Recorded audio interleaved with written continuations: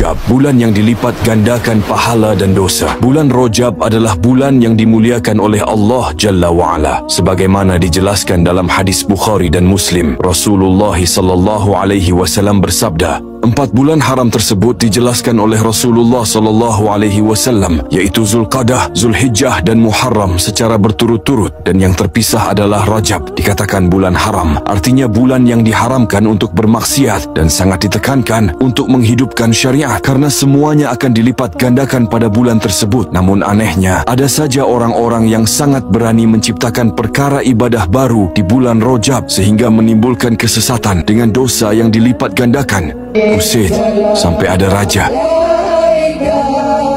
Amalan ini adalah yang sangat dianjurkan di bulan Rajab. Bulan Rajab adalah satu dari 4 bulan mulia yang disebut Nabi SAW. Namun jangan sampai salah mengamalkan sebuah amalan, khawatir niat dapat berkah, malah jalankan bid'ah. Inilah amalan sahih di bulan Rajab. 1. Membayar hutang puasa dengan segera. 2. Memperbanyak puasa. Puasa yang dimaksud adalah puasa-puasa sunnah seperti puasa Daud, Senin Kamis dan puasa Ayyamul Bid, dan bukan mengkhususkan pada hari tertentu yang tak berdalil dari ajaran Rasulullah SAW. 3. Perbanyak zikirullah dan solat sunnah. Tak ada amalan khusus seperti zikir dan solat khusus di bulan Rajab. Jumlah bilangan khusus dalam berzikir dan jumlah rakaat solat dan penentuan khusus sebuah tempat dalam solat dan berzikir. Beramalah dengan berdalil yang sahih, bukan buat amalan karangan sendiri.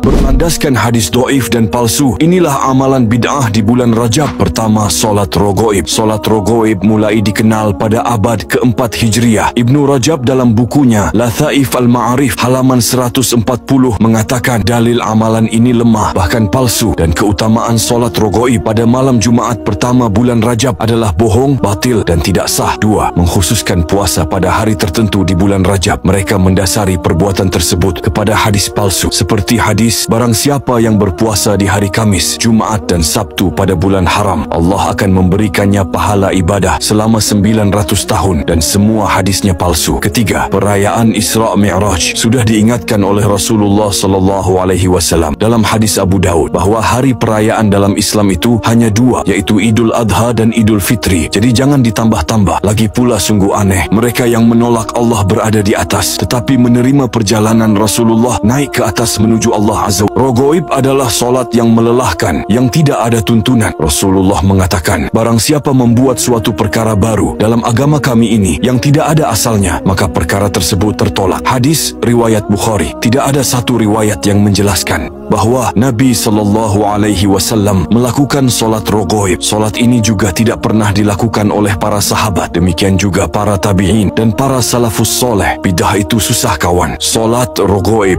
atau solat rojab adalah solat yang dilakukan pada malam Jumat pertama bulan Rajab antara solat maghrib dan isya dengan bacaan khusus. Dasar pelaksanaan solat rogoib adalah hadis palsu, dan mereka sangat berani sekali berdusta mengatasnamakan Rasulullah SAW dan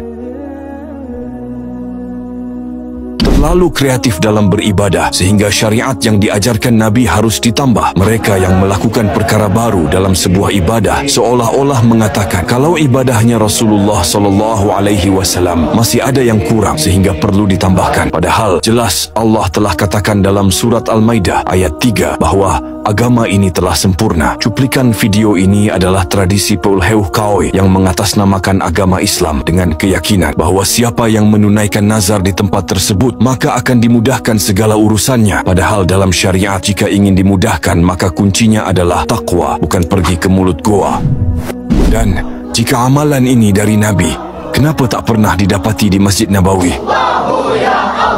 Dengan syubhatnya, mereka mengatakan tak perlu urusi orang lain, masing-masing memiliki dalil. Tugas sebagai seorang muslim adalah beriman dan beramal soleh, serta saling menasihati dalam kebenaran. Jika tidak akan menjadi orang yang merugi, sebagaimana disampaikan dalam surat Al-Asr. Maka para pejuang kemurnian agama Islam terus berupaya mengingatkan jika memang sebuah amalan tersebut berasal dari Rasulullah SAW, tentu amalan tersebut sudah dikerjakan di kota Nabi dan menjadi ibadah yang telah dilakukan sejak zaman sahabat hingga menjelang kiamat. Ya Allah, ya